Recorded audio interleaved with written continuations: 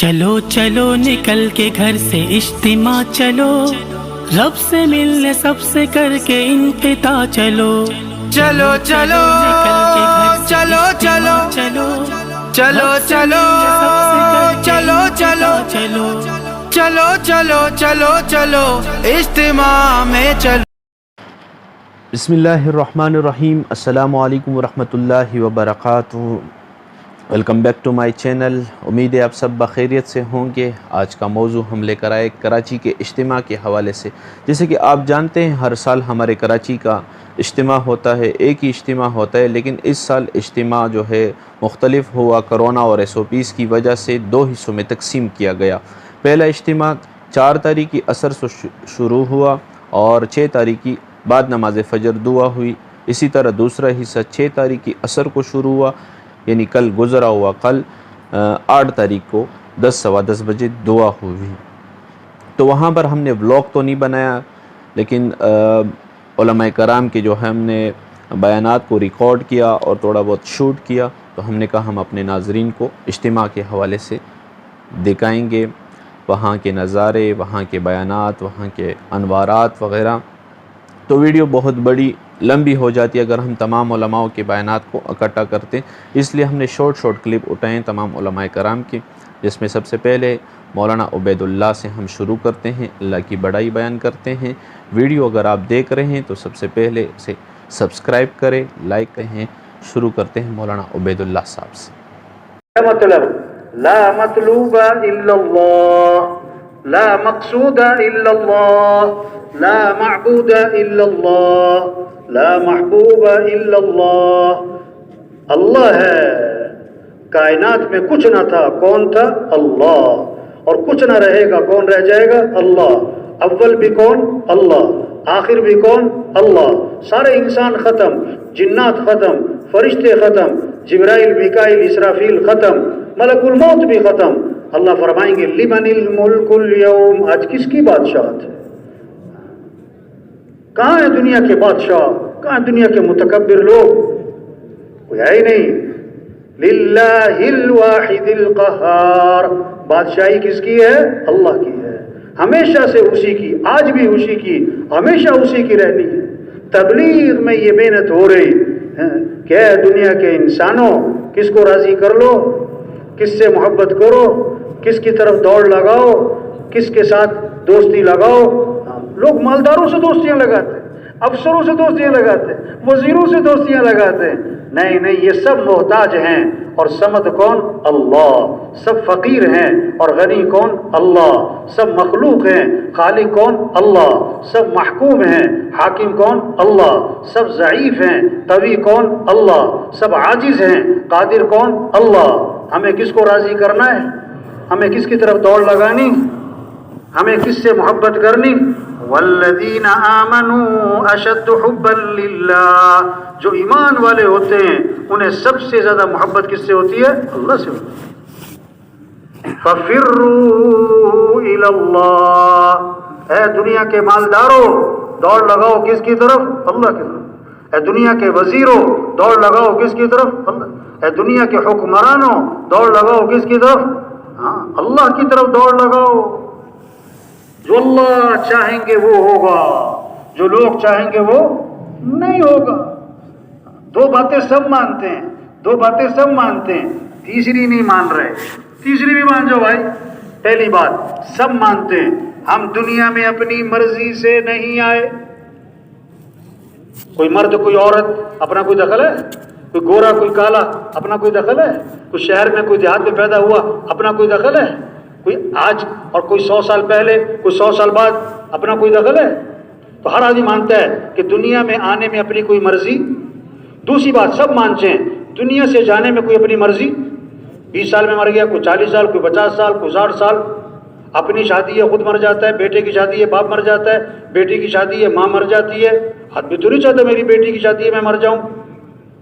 تو دو باتیں سب مانتے ہیں، دنیا میں اپنی مرضی سے نہیں آئے، دنیا سے اپنی مرضی سے نہیں جانا۔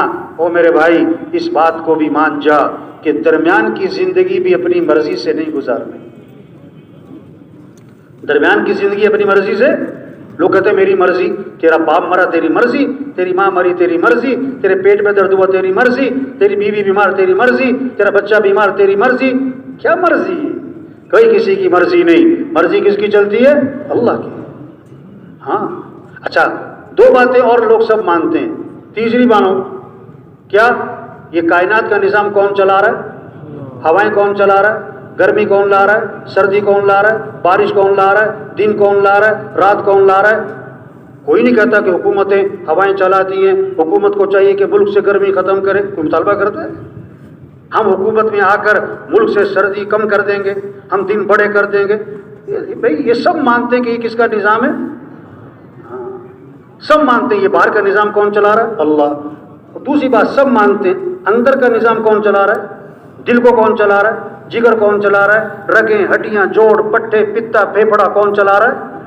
سب مانتے. کوئی نہیں کہتا کہ حکومت سے میرا دل چل رہا ہے، ڈاکٹر جو ہے میرا جگر چلا رہا ہے، پیسے جو ہے میرا جو ہے میدا کام کر رہا ہے. یہ تو اللہ کا نظام ہے. ہوائیں کون چلاتا ہے؟ یہ اللہ ہی چلاتا ہے. تیرے دل کو کون چلاتا ہے؟ اللہ ہی چلاتا ہے. یہ دو باتیں سب مانتے ہیں. کائنات کے نظام کو کون چلا رہا ہے؟ اللہ. اندر کے نظام کو کون چلا رہا ہے؟ اللہ. تیسری بات نہیں مانتے. کہتے گھر کو میں چلا رہا ہوں، کاروبار کو میں چلا رہا ہوں، دفتر کو میں چلا رہا ہوں، محکمے کو میں چلا رہا ہوں. اور تجھے کون چلا رہا ہے؟ تجھے کون چلا رہا ہے؟ ہم سب کس کے محتاج ہیں؟ بولنے میں کس کے محتاج؟ دیکھنے میں کس کے محتاج؟ سننے میں کس کے محتاج؟ سوچنے میں کس کے محتاج؟ ہاتھ پاؤں کی حرکت میں کس کے محتاج؟ دل دماغ میں کس کے محتاج؟ کھانے پینے زبانی نکلنے میں کس کے محتاج؟ ہر آن، ہر گھڑی، ہر حال، ہر وقت کس کے محتاج؟ تو کس کو راضی کرو؟ میں نے ایک سے پوچھا نماز کیوں نہیں پڑھی؟ کہتا میں کام کر رہا تھا. واہ واہ، اگر تیری آنکھیں نہ ہوتی تو کام کر لیتا؟ پیٹ میں درد ہوتا کام کر لیتا؟ جس اللہ نے آنکھیں دی ہیں وہ اللہ کہتا ہے نماز. الم نجعل له عینین ولسانا وشفتین. کیا میں نے تمہاری دو آنکھیں نہیں بنائی؟ کیا میں نے تمہاری زبان نہیں بنائی؟ کیا میں نے تمہارے دو ہونٹ نہیں بنائے؟ ہم روزانہ پانی پیتے ہیں، دن میں بار بار پیتے ہیں، رات اٹھ اٹھ کے پیتے ہیں، صبح شام پانی پیتے ہیں. یہ پانی کون پلاتا ہے؟ افرأیتم الماء الذی تشربون أأنتم أنزلتموه من المزن ام نحن المنزلون. اللہ فرما رہے ہیں یہ پانی جو تم پیتے ہو یہ آسمان سے تم اتارتے ہو کہ ہم اتارتے ہیں؟ کچھ بھی بن جائے ہم اللہ کے کیا ہیں؟ اللہ کے بندے. اللہ کا حکم ہے حی علی الصلاۃ. آ جاؤ نماز کی طرف، آ جاؤ آ جاؤ، آ جاؤ نماز کی طرف. اور کیوں آ جاؤ؟ حی علی الفلاح. آ جاؤ کامیابی کی طرف. تمہاری کامیابی نماز میں ہے، تمہارے مسئلوں کا حل نماز میں ہے. دکان چھوڑو، دفتر چھوڑو، میٹنگ چھوڑو. میرا بیان تھا ججوں میں. میں نے کہا جو جج یہ فیصلہ نہیں کر سکا کہ نماز اہم ہے کہ میٹنگ اہم ہے، یہ کیا صحیح فیصلہ کرے گا بیچارہ؟ یہ دوسروں کا کیا صحیح فیصلہ کرے؟ یہ تو اپنے بارے میں ہی غلط فیصلہ کر بیٹھا. نماز کیوں نہیں پڑھی؟ میٹنگ ہو رہی تھی. واہ واہ، جو میٹنگ کی نا 6 گھنٹے میں، نماز چھوڑ کر اللہ 6 سیکنڈ میں اس کی دھجیاں اڑائے گا پکڑ، کیونکہ ٹکر اللہ سے لی. حی علی الفلاح. آ جاؤ کامیابی کی طرف. فجر کی اذان میں مؤذن کیا کہتا ہے؟ الصلاۃ خیر من النوم. الصلاۃ خیر من النوم. نماز بہتر ہے کس سے؟ اٹھ جاؤ، اٹھ جاؤ. زندہ آدمی کو سوئی چبو چیخ نکلے گی، مردہ کو خنجر مارو ٹس سے بس نہ ہو. جس کا دل زندہ ہوگا نا، اللہ اکبر اللہ اکبر، یہ آواز اس کے اندر ہلچل پیدا کرے گی، حرکت پیدا کرے گی. دکان سے اٹھائے گی، دفتر سے اٹھائے گی، بستر سے اٹھائے گی، میٹنگ سے اٹھائے گی، فنکشن سے اٹھائے گی اور نماز پر لے جائے گی. اور جس کا دل مردہ ہوگا وہ اذان پہ اذان سنے گا ٹس سے مس نہ ہو. تو سب نیت کرو بھائی، ہر مسلمان کو نمازی بنانا ہے انشاءاللہ. بارات جا رہی ہے مسجد کی طرف. کیوں؟ کہ دولہا نے شادی کے نفل پڑھنے. شادی کے نفل ویسے کبھی جائے نہ جائے شادی کے نفل. تو ایک بارات گئی مسجد،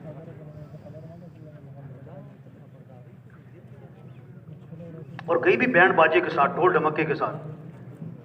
اب جناب باہر کھڑی ہو گئی بارات، دولہا سے کہا جا کے نفل پڑھ لے. جو اس کا دوست تھا نا جو دیندار داڑھی والا، اس سے کہا تم ساتھ چلے جاؤ.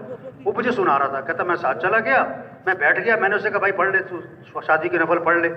کہتا پہلے تو مسجد کو دیکھتا رہا وہ. میں نے کہا بھائی شادی کے نفل پڑھ. تو اس نے پھر نیت باندھ لی. کہتا میں پاس بیٹھ گیا, بڑی دیر کھڑا رہا. کہتا میں نے سوچا واہ شادی کے نفل ہیں, بڑے خوش و خصوص سے پڑھ رہے ہیں. پھر بہت دیر بعد کھڑے کھڑی سلام پھیر دیا اس نے. کہتا میں نے اس سے کہا بھائی تم نے شادی کے نفل پڑھے کہ نماز جنازہ پڑھی؟ نہ رکوع نہ سجدہ, یہ کس میں ہوتا ہے؟ اس نے کہا سچی بات بتاؤں, مجھے نماز آتی تھی. اور تبلیغ میں یہ کہہ رہے ہیں دین سیکھو بھائی. سگی ماں کا جنازہ پڑھتے ہیں, جنازے کی دعا نہیں آتی. سگے باپ کا جنازہ پڑھتے ہیں, جنازے کی دعا نہیں. اللہ. تبلیغ میں منت خوشامد ہے بھائی, اللہ کو راضی کر لو. وسلم نے فرمایا جو 100 مرتبہ پڑھے لا الہ الا اللہ, لا الہ الا اللہ, لا الہ الا اللہ, فرمایا جو 100 مرتبہ روزانہ پڑھے گا, جب قیامت کے دن اٹھے گا تو اس کا چہرہ 14ویں رات کے چاند کی طرح چمک رہا ہو. اب مزدوری کر رہا ہو اور زبان پر کیا ہو, لا الہ الا اللہ. ڈرائیور گاڑی چلا رہا ہو اور زبان پر کیا ہو, لا الہ الا اللہ. آپ نے فرمایا جو کثرت سے درود شریف پڑھے گا جنت میں اسے میرا پڑوس ملے گا. ایک صحابی نے عرض کیا حضور میں نے ذکر کا وقت طے کیا, اس میں سے کتنا وقت درود شریف کو دے دوں؟ پھر خود ہی کہا حضور 1/4 وقت دے دوں درود شریف کو. آپ نے فرمایا ہاں ٹھیک ہے, لیکن درود شریف زیادہ کر لو تو بہتر ہے. میں نے کہا اچھا میں 1/3 وقت درود شریف کو دے دوں؟ اور میں ٹھیک ہے, لیکن درود شریف اور زیادہ کر لو تو بہتر ہے. میں نے کہا اچھا میں آدھا وقت درود شریف کو دے دوں؟ میں ٹھیک ہے, لیکن درود شریف اور زیادہ کرو تو بہتر ہے. میں نے کہا اچھا میں 2/3 وقت درود شریف پڑھتا ہوں, 1/3 باقی اذکار. آپ میں ہاں ٹھیک ہے, لیکن درود شریف اور زیادہ کر لو تو بہتر ہے. انہوں نے کہا اچھا میں سارا وقت درود شریف ہی پڑھوں گا. آپ نے فرمایا اذن تکفا ہموں کا ویغفر ذنبوں کا, اگر تم ایسا کرو گے تمہاری ساری پریشانیاں دور کر دی جائیں گی اور تمہارے سارے گناہوں کو معاف کر دیا جائے. فرمایا لا تغضب, غصے پہ قابو پاؤ, نصیحت ختم. عرض کے حضور کچھ اور نصیحت فرمائیں. فرمایا لا تغضب, فردد مرارا فقال لا تغضب, بار بار عرض کیا حضور کچھ اور نصیحت فرمائیں. ہر بار فرمایا اپنے غصے پہ قابو پاؤ. بیان کے بعد جو پولیس کا سب سے بڑا افسر بیٹھا تھا نا, کہتا مولوی صاحب اسے ایک حدیث پر عمل ہو جائے نا تو ہماری جیل کے, کچہریوں کے, تھانوں کے آدھے سے زیادہ مسئلے حل ہو جائیں. غصے پہ کیا کرو. ایک سے پوچھا جیل میں کتنا عرصہ ہو گیا ہے؟ کہتا 15 سال. کیا ہوا تھا؟ کہتا میں نے آدمی مارا تھا. کیوں مارا تھا؟ کہتا اس نے مجھے گالی نکالی تھی. اسے پوچھا اب جیل میں کتنی گالیاں پڑتی؟ کہتا اب تو روز ہی پڑتی. تو ایک گالی برداشت کر لیتا اللہ کے بندے, برداشت, غصے پہ قابو. آپ نے فرمایا پہلوان وہ نہیں ہے جو کسی کو اٹھا کے پھینک دے, پہلوان وہ ہے جو غصے کے وقت میں اپنے نفس پہ قابو پائے.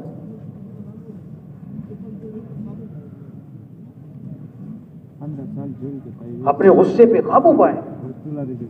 ہاں آپ صلی اللہ علیہ وسلم نے فرمایا جس آدمی کو غصہ آیا اور وہ غصہ نکالنے پر قادر تھا لیکن غصے کو پی گیا, حدیث ہے اللہ کے نبی فرما رہے ہیں جس کو غصہ آیا اور وہ غصہ نکالنے پر قادر تھا لیکن غصے کو پی گیا, اللہ قیامت کے دن جنت کی حوریں اس کے سامنے کھڑی کر دیں گے اور فرمائیں گے جو پسند ہے لے لے اس میں. کس بات پر؟ غصہ پینے پر. تو سب نیت کرو بھی اپنے غصے پہ قابو پانا ہے انشاءاللہ. اپنے غصے پہ کیا کرنا ہے؟ کسی سے لڑنا جھگڑنا نہیں. ہمارا دین کیا سکھاتا ہے؟ معاف کر دو. اللہ کے نبی نے فرمایا تم لوگوں کو معاف کرو اللہ تمہیں معاف کر دے گا. بنی اسرائیل کا ایک آدمی اللہ کے دربار میں پیش ہوا, گناہوں کا رجسٹر بھرا ہوا ہے, نیکیوں کا رجسٹر خالی ہے. ایک نیکی ہے باقی گناہ ہی گناہ ہے. نیکی کیا ہے کہ لوگوں سے درگزر بہت کرتا تھا. اللہ نے فرمایا یہ ہمارے بندوں سے درگزر کرتا تھا, ہم اس سے درگزر کرتے. وہ غصہ, اچھا لڑائی کسی دشمن سے ہو نا, آئے تو لڑائی کس سے؟ بیوی سے, بھائیوں سے, پڑوسی سے. تو وہ تو ایک آدمی ملا مجھے, صبح کا وقت تھا, صبح کا وقت نا, ایسے خاموش بیٹھا ہوا ہے, بڑا غصے میں بیٹھا ہوا ہے, ایسے منہ بنا کے.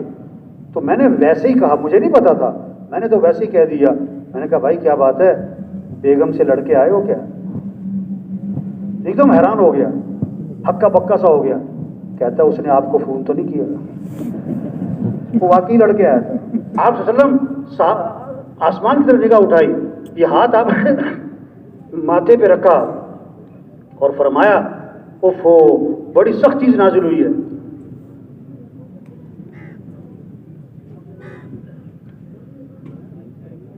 دوسرے دن ایک صحابی نے ہمت کر کے پوچھا حضور کیا سخت چیز نازل ہوئی؟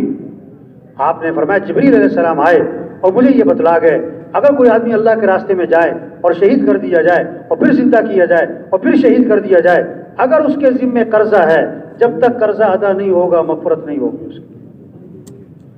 ہاں اتنی سخت بات ہے. یہ محنت ہے تبلیغ میں کہ ہر آدمی کا ایمان اتنا کامل ہو, اللہ پر اتنا بھروسہ آ جائے کہ کسی کا پیسہ نہ دبائے کہ پالنے والا تو اللہ ہے, رزق دینے والا کون ہے. ہاں یہ چوری کیوں ہے کہ پیسے سے کام بنتے ہیں, رشوت کیوں ہے کہ پیسے سے کام بنتے ہیں. ایک سے پوچھا تم نے رشوت کیوں لی؟ کہتا بیٹی کی شادی کرنی ہے. اس سے کہا اگر مہینے بعد طلاق ہوگی تو پھر کیا بنے گا؟ کہتا مولوی صاحب کوئی خیر کی باتیں کرو. اس سے کہا بھائی خیر کے کام بھی تو کرو, یہ حرام کے پیسے سے گھر آباد. ہاں کسی پہ ظلم نہ کرو بھائی, کسی پہ ظلم. ایک بڑا بگڑا ہوا آدمی تھا, ایک کمزور آدمی مچھلی شکار کر کے لے جا رہا تھا, تو اس کو مچھلی اچھی لگی, اس نے اس کو اپنی طاقت کے بل بوتے اس سے مچھلی چھین لی. اس نے بڑی محنت کی کہ میرے بچے بھوکے, بچوں کی خوراک کے لیے, چلو لے گیا, مچھلی پکائی کھائی. ہاں اللہ سے ٹکر, اللہ کے ہاں دیر ہے اندھیر. ہاں اس کے انگوٹھوں پہ نا بیماری لگی, ڈاکٹروں نے کہا کہ یہ کاٹنے پڑیں گے. انگوٹھے کٹ گئے, بیماری آگے بڑھی. انہوں نے کہا دونوں ہاتھ کاٹنے پڑیں گے, دونوں ہاتھ کٹ گئے, بیماری آگے بڑھی. انہوں نے کہا کلائیوں تک کاٹنا پڑے گا, کونی تک کاٹنا پڑے گا, کونی تک کٹ گئے, بیماری آگے بڑھی. ڈاکٹر نے کہا یہ بیماری نہیں لگتی, یہ کسی کی بددعا لگتی ہے. دیکھو مظلوم جب کچھ نہیں کر سکے گا تو کیا کرے گا؟ بددعا. اور بددعا کا جو نقصان ہے, ایٹم بم کا نقصان تھوڑا ہے اور بددعا کا نقصان. انہوں نے کہا جا جس پر ظلم کیا اسے معافی مانگ ورنہ تیرا سارا جسم گل جائے گا. وہ نکلا اس کی تلاش میں, ایک جگہ پر وہ مچھلی والا مل گیا, اس کے پاؤں پڑ گیا کہ مجھے اللہ کے لیے معاف کر دے. کون ہو تم؟ کہ وہی جس نے مچھلی چھینی تھی. انہوں نے کہا معاف تو نہیں کرنا تھا, لیکن تیرا حال دیکھ کے مجھے ترس آتا ہے, جب میں تجھے معاف کر دوں. اس نے کہا تو نے کیا کہا تھا جب میں نے تیرے سے مچھلی چھینی, کیا کہا تھا؟ اس نے کہا میں نے اللہ سے یہ کہا کہ اللہ میں کمزور ہوں, تو کمزور نہیں, تو میری طرف سے اس سے بدلہ لے. Welcome back to my channel. جیسے کہ ابھی آپ سن رہے تھے مولانا عبید اللہ صاحب کو, ابھی ہم آگے چلتے ہیں مولانا احسان صاحب. مولانا احسان صاحب آئے بیان کرنے کے لیے, لیکن طبیعت ناساز ہونے کی وجہ سے وہ اپنا بیان مکمل نہیں کر سکے, جس کے بعد مولانا فہیم صاحب نے بیان مکمل کیا. مولانا احسان صاحب بیسکلی کراچی سے تھے, تعلق رکھتے تھے, اور کراچی میں یہاں پر اسکول میں پڑھ رہے تھے. اس دوران کے حاجی عبدالوہاب صاحب نے ان سے بات کی اور پھر وہ وہاں سے رائیونڈ گئے, وہاں مدرسے میں داخلہ لیا, وہاں پر انہوں نے پڑھا, عالم دین بنے اور وہیں پر مقیم ہوئے. حاجی صاحب نے مولانا احسان صاحب کو بیٹا کہا تھا کہ یہ میرا بیٹا ہے, کیونکہ ان کی اپنی اولاد تو تھی نہیں. مولانا احسان صاحب فرماتے ہیں کہ روز قیامت کے دن مجھ سے پوچھا جائے اے احسان کیا لے کر آئے ہو, تو میں عبد الرحمن کو پیش کروں گا, یا اللہ عبد الرحمن کو لے کر آیا ہوں.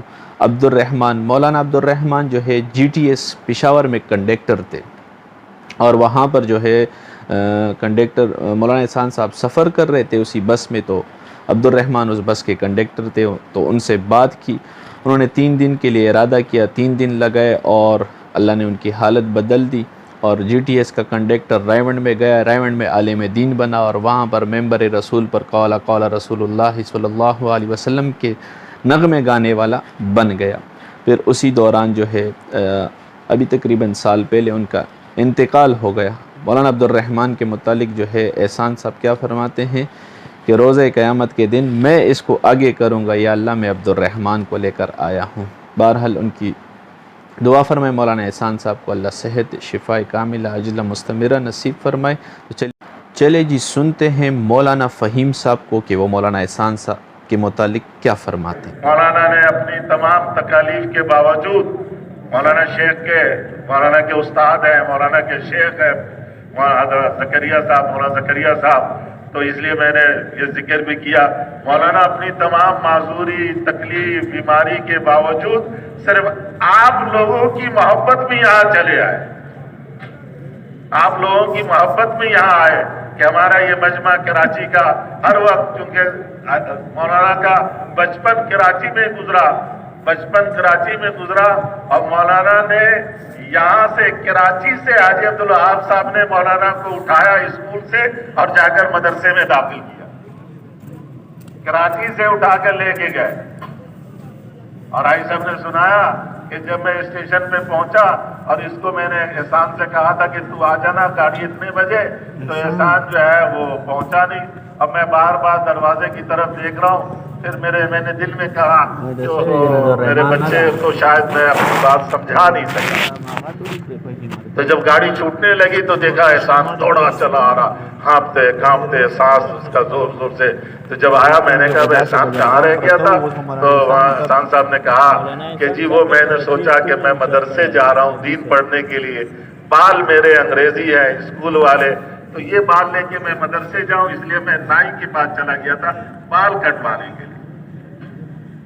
بھائی صاحب خوش ہو گئے کہ لو ہمارے بچے نے ابتدا یہاں سے کر دی، اس لیے بھائی صاحب فرماتے تھے کہ ہمارا پہلا بچہ ہے جس کو ہم نے تبلیغ کے اس پر مدرسے پڑھایا اور عالم بنایا، اس لیے حاجی صاحب کو بھی یہی ہوتا تھا، جب حاجی صاحب نے بچپن سے پرورش کی، بچپن سے بیٹے کی طرح، حاجی صاحب کی اپنی اولاد تو تھی ہی نہیں، اگر دنیا میں کوئی تھی تو ایک تھے مولانا احسان صاحب، اس لیے وہی حاجی صاحب والی وہی بے چینی، وہی درد، وہ غم کہ وہاں رائیونڈ رہتے تو پریشان رہتے، کیونکہ میں کراچی اجتماع میں نہیں گیا، اس لیے کراچی اجتماع میں آ گئے یہاں پہ مولانا یوسف رحمۃ اللہ بولنا چاہتے تھے باتیں آپ لوگوں سے، لیکن آپ لوگوں کو دیکھ کر ان کی طبیعت میں بشاشت ابھی آ گئی۔ اب اگر آپ لوگ سارے یہ نیت کر لیں تو ان کی صحت بھی اچھی ہو جائے گی انشاءاللہ، اور خوشی بھی ہوگی، اللہ والے کو خوش کرنا یہ اللہ کی رضامندی کو لینے کا بہت بڑا ذریعہ ہے۔ اگر آپ لوگ مولانا کو یہ عزم کر کے بتلا دیں کہ اب تک کی معافی مانگ لی اور اب پکی نیت کر لی ہے اسی اجتماع سے نقد اللہ کے راستے میں 4 مہینے کے لیے اور 40 دن کے لیے اور اندرون سال کے لیے اور بیرون سال 7 مہینے کے لیے تیار ہے، تو پھر انشاءاللہ اللہ کی رحمت بھی اترے گی اور ساری انسانیت کا بھلا ہو جائے گا۔ تیار انشاءاللہ اس کے لیے؟ جی جناب، تو آپ سن رہے تھے مولانا فہیم صاحب کو۔ اب ہم ویڈیو مزید آگے لے کے جانے سے بہتر ہے کہ ہم اس کو یہیں پر ختم کر دیں، کیونکہ آگے 8 منٹ کی تو دعا بھی ہے، دعا تو لازمی ہے، اس لیے جو ہے ہم آگے، ویسے تو ہمارے ساتھ ہدایات بھی ہے، خورشید صاحب کے بیانات بھی ہے، تو ہم مولانا خورشید صاحب کی دعا پر جو ہے اپنی ویڈیو کا اختتام کریں گے، کیونکہ 22 منٹ تک ویڈیو جا چکی ہے۔ تو چلیے جی مولانا خورشید صاحب کی دعا سنتے ہیں، جو کہ مولانا جمشید رحمۃ اللہ علیہ کے صاحبزادے ہیں۔ اے کریم رب، یہ ہزاروں تیرے بندے اپنی دنیا کے سارے کاموں کو چھوڑ کر تیری رحمت پر امید اور آس باندھ کر اس میدان میں آسمان تلے بیٹھے ہیں۔ اے اللہ، تجھ سے فیصلہ کروانا چاہتے ہیں۔ اے اللہ، آپ تو سب کو سب کچھ عطا کرنے والے ہیں۔ اے اللہ، اگر ہمارے کرتوتوں کو آپ دیکھیں تو ایک سانس رکھنے کے قابل نہیں۔ اے اللہ، ہم نے اپنے آپ کو نقصانوں میں ڈالا، تیری اطاعت کو چھوڑ کر نفس کے پیچھے چلے، شیطان کی بات مانی۔ اے اللہ، باطل والوں نے بھی ہمارے ہمیں چاروں طرف سے گھیر لیا، اور اے اللہ خواہشات اور نافرمانی والے آلات ہمیں میں بسا دیا۔ اے اللہ، پچھلے جرم عظیم کو معاف فرما دے۔ اے اللہ، ہمارے گناہ آپ کی قدرت کے سامنے کچھ نہیں، لیکن ایک گناہ بھی ہمارے لیے ہلاکت کا سبب بن سکتا ہے، اور اے اللہ، اسی گناہوں کی وجہ سے، اس محنت کو چھوڑنے کی وجہ سے اے اللہ ہم آپس میں پھٹے ہوئے ہیں، آپس میں دست و گریبان ہیں۔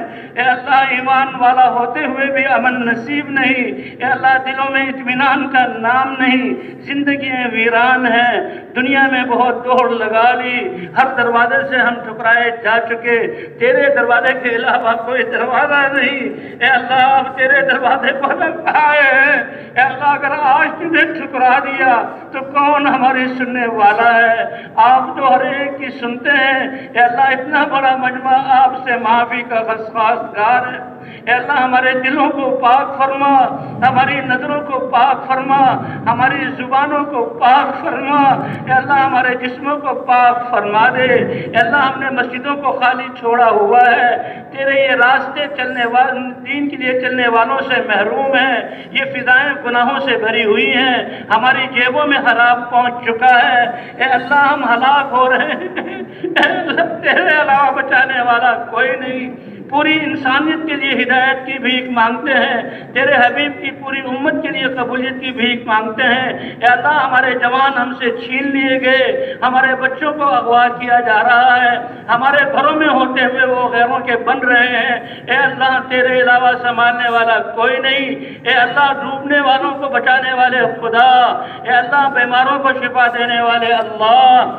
ہم تو سب پریشان ہیں، اے اللہ ہمارے ہاتھ کو سنبھال لے، امت کی ڈوبتی ہوئی کشتی کو بچا لے، اے اللہ گناہوں کی دلدلوں سے ہمیں نکال لے، اے اللہ ہماری نسلوں کو ہمیں واپس بلوا دے، اے اللہ ہمارے جوانوں کو ہمارے حوالے کر دے، اے اللہ ہماری بچیوں کو بازاروں میں نکال دیا، کپڑوں سے آزاد کر دیا، اے اللہ اتنے برے حال میں ہم پہنچ گئے، اے اللہ رحم فرما دے، آپ ستار ہیں ستاری کا معاملہ فرما، آپ غفار ہیں غفاری کا معاملہ فرما، آپ معاف کرنے والے ہیں معاف فرما، آنے والوں کو قبول فرما، اے اللہ نکلنے والوں کو قبول فرما، جن کو چھوڑ کر نکلے ہیں ان کو قبول فرما، آپ تو مردہ زمینوں کو آباد کرتے ہیں، ہمارے مردہ دلوں کو زندہ فرما دے، ہمارے ضمیروں کو احساس دے دے، اے اللہ ہماری پونجی کو ہم پر لوٹا دے، اے اللہ پھر سے وہ محنت ہمیں عطا فرما دے، تمام انسانیت کی قیادت ہمیں عطا فرما دے، قدم قدم پر ہماری رہبری رہنمائی فرما، اے اللہ نکلنے والوں کی تربیت فرما، جہاں جہاں یہ چل رہے ہیں ان کے ذریعے سے ہدایت کی فضاؤں کو عام فرما، اے اللہ نظر بد سے ان کو بچا لے، حاسدین کے حسد سے بچا لے، شیطان اور نفس کے شر سے بچا لے، دشمنوں کی تدبیروں سے بچا لے، اے اللہ دشمنوں کو بھی ہدایت عطا فرما ورنہ وہ ہلاک ہو جائیں گے، اے اللہ جن کے مقدر میں ہدایت نہیں چن چن کر ان کو ہلاک فرما، روئے زمین کو ان کے شر سے پاک فرما، اپنی انسانیت کو ان کے شر سے بچا لے، امت کو ان کی تدبیروں سے حفاظت فرما، اے اللہ اب تو فضل والا معاملہ فرما دے، اے اللہ ہمارے دینی مدارس قرآن مکاتب، اے اللہ تبلیغی مراکز اور دینی ادارے اور اے اللہ جو سلیم الطبع اور صاف دل والے لوگ ہیں، اے اللہ سب کی حفاظت فرما، سب جگہوں کو ایمان کے نور سے منور فرما، سب کی حاجات کو اپنے فضل سے پورا فرما، اے اللہ ہمارے بیماروں کو شفا عطا فرما، مقروضوں کی قرضوں کی ادائیگی کی صورت پیدا فرما، اے اللہ آپس کے جھگڑوں کو ختم فرما، اے اللہ ہماری جیلیں مسلمانوں سے بھری ہوئی، ہماری عدالتیں مجرموں سے اے اللہ ہٹی ہوئی، اے اللہ سب کو توبہ کی توفیق عطا فرما، اے اللہ اس پیغام کو لے کر پوری دنیا میں جانے والا بنا، مقروضوں کی قرضوں کی ادائیگی کی صورت پیدا فرما دے، پریشان حالوں کی پریشانیوں کو دور فرما دے، اے اللہ میاں بیوی کے جھگڑے، اے اللہ باپ اور اولادوں کے جھگڑے، کہاں ہمیں امن ملے گا، کہاں سکون ملے گا، اے اللہ ہمارے گھروں کو امن کا گہوارہ بنا دے، اے اللہ بلاد اسلامیہ کی حفاظت فرما، اے اللہ مسلمانوں کی حفاظت فرما، دینی اداروں کی حفاظت فرما، اے اللہ ابابیل سے تو نے اپنے بیت اللہ کی حفاظت کی، ابرہہ کے لشکر کو تو نے ہلاک کیا، اپنی قدرت سے فرعون کو ختم کیا، نمرود کو اے اللہ اڑا دیا، آج کے فرائضہ نماردہ کو اور اے اللہ آج کے قوارین اور ابارحہ کو اے اللہ اپنی قدرت سے ہلاک کر کے اپنے نبی کی امت کو اے اللہ سکھ کا سانس لینے کی توفیق عطا فرما، اے اللہ فرض میں جو کوتاہی ہوئی اس کو معاف فرما، اے اللہ ہماری پریشانی پریشانیوں کو دور فرما، اے اللہ اپنے علاوہ کسی کا محتاج نہ فرما، اے اللہ ہمارے حضرات علماء جنہوں نے ہم تک یہ دین پہنچایا ان کو ہماری طرف سے جزائے خیر عطا فرما، ان کی قبروں کو جنت کا باغ بنا، اور جو ہم میں زندہ ہیں ان کی عمروں میں برکتیں عطا فرما، ان کے سائے کو دیر تک قائم فرما، ان سے امت کو بھرپور فائدہ اٹھانے کی توفیق عطا فرما۔ اے اللہ جتنے بھی بیٹھے ہوئے ہیں آپ ان کی حاجتوں کو ان سے زیادہ جانتے ہیں، اور اے اللہ اپنی قدرت سے ان حاجتوں کو پورا فرما دے، کسی غیر کا محتاج نہ بنا، اے اللہ سب کو ہدایت کی دولت سے نواز دے، اے اللہ ہدایت کے لیے ہدایت تو عطا فرما دے، اے اللہ پوری امت کو پھر سے پوری دنیا میں دین کے لیے پھرنے والا بنا دے، ہماری آخرت کو دنیا سے بہتر بنا، اے اللہ بے اولادوں کو نیک اور صالح اولاد عطا فرما، اولاد والوں کی اولاد کو نیک اور صالح بنا، اے اللہ جن کے رشتے نہیں پاکیزہ رشتے عطا فرما، جن کے رشتے ہو چکے اے اللہ ان کی زندگیوں کو عافیت والا بنا، طاعت والا بنا، اے اللہ پھر سے وہ مناظر قائم فرما دے، ایمان کی لہریں ہمیں عطا فرما دے، خشوع خضوع والی نمازیں عطا فرما دے، اے اللہ دنیا میں گناہوں کی نحوست کی ایسے عذاب کی شکلوں کو دیکھ رہے ہیں، اب تیرے دین کے زندہ ہونے کی صورتوں کی وجہ سے دنیا کو ہمارے لیے امن کا گہوارہ بنا دے، ہمارے دلوں میں اطمینان اور عافیت عطا فرما دے، اے اللہ ہماری موت کو بھی بہتر فرما، اور ہماری ملاقات کے وقت کو اے اللہ خوشی والا بنا، اے اللہ میدان محشر میں حضور کی شفاعت عطا فرما، اے اللہ ہم تو دنیا میں ایک ماچس کی تیلی کی آنچ کو برداشت نہیں کر سکتے، اے اللہ تیری جہنم تیری پناہ مانگتے ہیں، جہنم سے ہماری حفاظت فرما، جنت میں داخلہ ہمارے لیے متعین فرما، جو خیریں ہم نہ مانگ سکے وہ عطا فرما، اے اللہ جنہوں نے دعاؤں کے لیے پرچے لکھے ان کی جتنی بھی مشکل حالات ہیں اور جن نے تمنا کی یا زبانی کہا یا نہ کہہ سکے اور ان کو یہ احساس بھی نہ ہوا، اے اللہ آپ تو سب کو جاننے والے ہیں، اور یہ سارے ہاتھ ان کے لیے اے اللہ سعادت کی دعا مانگ رہے ہیں، ہدایت کی دعا مانگ رہے ہیں، سب کی ساری حاجات کو پورا فرما، رکاوٹوں کو ختم فرما، اے اللہ پریشانیوں کو دور فرما، اے اللہ رحمتیں عطا فرما، برکتیں عطا فرما، اپنی رضا ہمیں عطا فرما، اے اللہ جو نہ مانگ سکے وہ بھی عطا فرما جو خیریں، اور اے اللہ شرور سے پناہ عطا فرما، اے اللہ حضور کے آنکھوں سے بہنے والے آنسوؤں کا صدقہ ہماری دعاؤں کو قبول فرما، اپنے فضل سے ہمارے حال پر رحم فرما، وصلی اللہ علی النبی الکریم وعلی آلہ وصحبہ اجمعین برحمتک یا ارحم